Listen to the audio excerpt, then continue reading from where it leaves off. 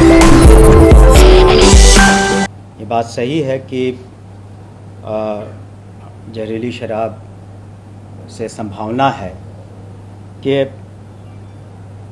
बेतिया ज़िले में अब तक लिए 10 डेथ कंफर्म्ड हैं, हम लोगों ने जांच कराई है, और गोपालगंज ज़िले में 11 डेथ कंफर्म्ड है। और जो डेड बॉडीज़ हैं उन्हें पोस्टमार्टम के लिए भेजा गया है, और वहाँ के जिलाधिकारी ने और पुलिस अधीक्षक ने घटनास्थल का भी निरीक्षण किया है, और उनके संयुक्त निर्देशन में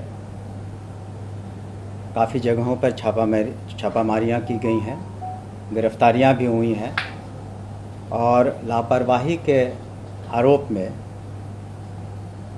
दोनों थानों के संबंधित थानों के थाना प्रभारियों को निलंबित किया गया है। एक जगह के चौकीदार को निलंबित किया गया है, एक जगह के दफादार को निलंबित किया गया है। गोपालगंज ज़िले में मोहम्मदपुर में कुछ पाउचेस भी बरामद हुए हैं जिन्हें जांच के लिए भेजा गया है। तो ये लगातार कार्रवाई, जो हमने कहा 3 तारीख और 4 तारीख को लगातार कार्रवाई हो रही है, और जो भी अपडेट होगा उसे हम आपको अवगत कराएंगे। देखिए, कहीं ना कहीं इस केस में, मैं सभी जगहों का तो नहीं कहूँगा, लेकिन कुछ ना कुछ कहीं पर चूक हुई है, ये जांच का विषय है। लेकिन निश्चित रूप से अगल बगल कई जगहों पर हो सकता अवैध निर्माण हो रहा हो। दूसरा पहलू ये भी देखना है कि हम लोगों ने, पुलिस ने और एक्साइज विभाग ने लगातार गिरफ्तारियां की हैं, अवैध शराब बरामद की है, IMFL किया है, देसी लिकर किया है, बहुत 50-55 हज़ार से ज़्यादा गाड़ियां सीज हुई हैं। तो ये वर्क इन प्रोग्रेस है, लगातार इसमें कार्रवाई होती रही है, और ये एक लोगों को भी समझना चाहिए, और बार बार हम लोगों ने सचेत भी किया है आम जनता को, और कि इस तरह की गलत शराब का सेवन या शराब का सेवन न करें, क्योंकि कानूनन यह अपराध है। तो लोगों को भी ये सचेत होना पड़ेगा कि इस तरह की गलत गतिविधि न करें, और इसके गंभीर परिणाम हो सकते हैं। इसमें चूँकि डिमांड सप्लाई की बात है, निश्चित रूप से जो ऐसे कुछ लोग जो गलत रास्ते पर हैं, इसमें इन्वॉल्व हैं, और जो अवैध शराब का सेवन करना चाहते हैं, कहीं ना कहीं निश्चित रूप से डिमांड है। तो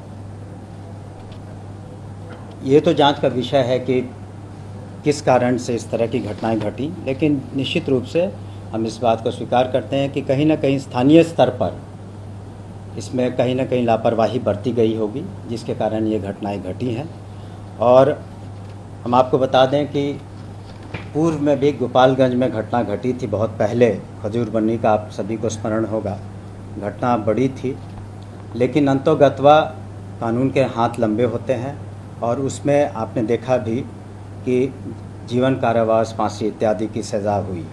तो इस तरह के जो भी बड़े कांड हैं उस पर हम लोग स्पेशल इन्वेस्टिगेशन टीम गठित करके कांड का उद्भेदन करेंगे, और हम लोग कोशिश करेंगे कि इस कांड में जो आरोपी हैं उन पर जल्द से जल्द आरोप पत्र समर्पित हो, और उनका हम लोग न्यायालय में ट्रायल भी कराएं ताकि उन्हें सज़ा मिल सके। अगर आप कानून का पहलू देखें तो सैकड़ों साल पहले ब्रिटिश साम्राज्य ने CRPC IPC का गठन किया, पारित किया। उसमें बहुत सारी धाराएं हैं, संज्ञेय अपराध की धाराएं हैं, उसमें चोरी है, डकैती है, मर्डर है। लेकिन हमेशा आज भी लॉ पास करने के बावजूद भी उन कानूनों का उल्लंघन होता है। इस कानून को विशेष करके जो लेजिस्लेचर ने बिहार में बिल्कुल सर्वसम्मति से पास किया था, और लेकिन समाज में ऐसे कुछ लोग ज़रूर होते हैं जो गलत रास्ते पर रहते हैं और कानून का उल्लंघन करते हैं। तो कानून रहने के बावजूद भी हमेशा समाज में कुछ लोग ऐसे मिलेंगे जो उसका उल्लंघन करेंगे, और ये कार्य पुलिस का है और प्रशासन का है और एक्साइज डिपार्टमेंट का है कि हम अपनी कार्रवाइयों में कमी ना लाएं और हम अपनी कार्रवाइयों को और तीव्रता से निश्चित रूप से करेंगे। देखिए, फ़िलहाल ये पुनर्विचार का बिंदु नहीं है। हम आपको आश्वस्त करते हैं कि अपने विभाग की ओर से, पुलिस विभाग की ओर से, और हम लोग ऑपरेशंस चला के और कार्रवाइयाँ करेंगे, लेकिन बीच बीच में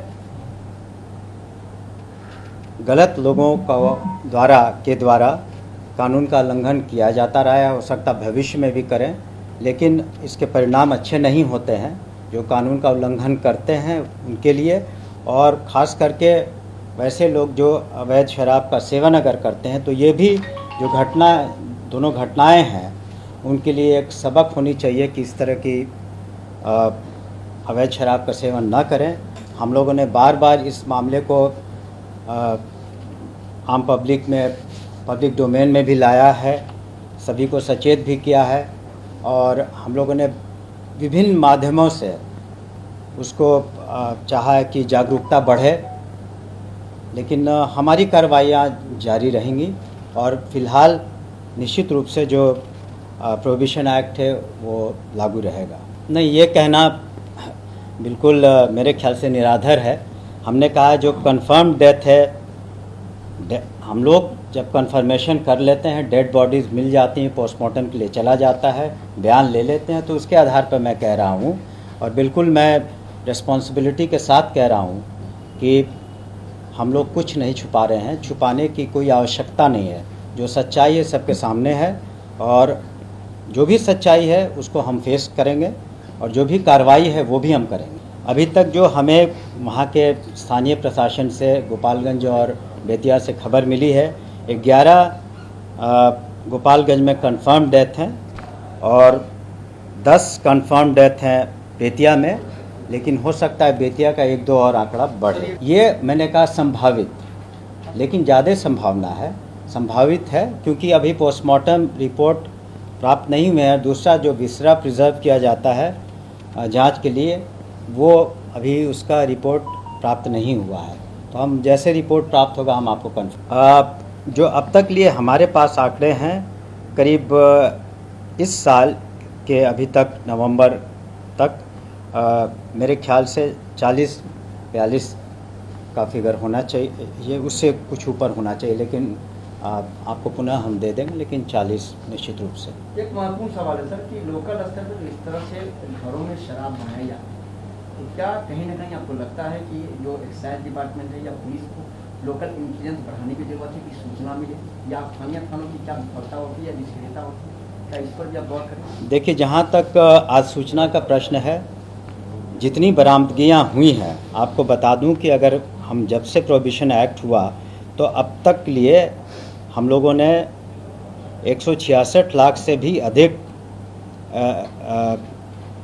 187 लाख से भी अधिक लिकर सीज़ किया है कुल मिलाकर के, और गिरफ्तारियां भी जो हैं हम लोगों की करीब 39,000 से ऊपर हुई, करीब 3 लाख से ऊपर हुई गिरफ्तारियां, और जो हमारे सीज्ड व्हीकल हैं वो भी करीब 60,000 हुए हैं। तो इस तरह से कार्रवाई में कमी नहीं है। दूसरे राज्यों में, खास करके झारखंड राज्य में, यूपी में, हिमाचल में करीब 6,000 गिरफ्तारियां हुई हैं। तो कार्रवाइयां हम लोगों ने की हैं, और साथ ही साथ हम लोगों ने स्थानीय प्रशासन पर भी पैनी नज़र रखी है और अपने विभागों पर भी पैनी नज़र रखी है। इसी कारण से ऐसे पुलिसकर्मी जिन्होंने लापरवाही की है या संलिप्तता पाई गई है, उसमें 200 से अधिक लोगों को 700 से ज़्यादा, जैसा कि हमारे पदाधिकारी बता रहे हैं, स्टैंड करेक्टेड, 700 से ज़्यादा बर्खास्तियाँ हुई हैं। एक्साइज विभाग से भी बर्खास्तियाँ हुई हैं। तो हम लोग तो अपने विभाग के पदाधिकारियों पर, कर्मचारियों पर भी सख्त से सख्त कार्रवाई कर रहे हैं। मैं नहीं समझता हूँ कि इससे ज़्यादा बर्खास्तगियाँ किसी और विभाग में हुई होंगी।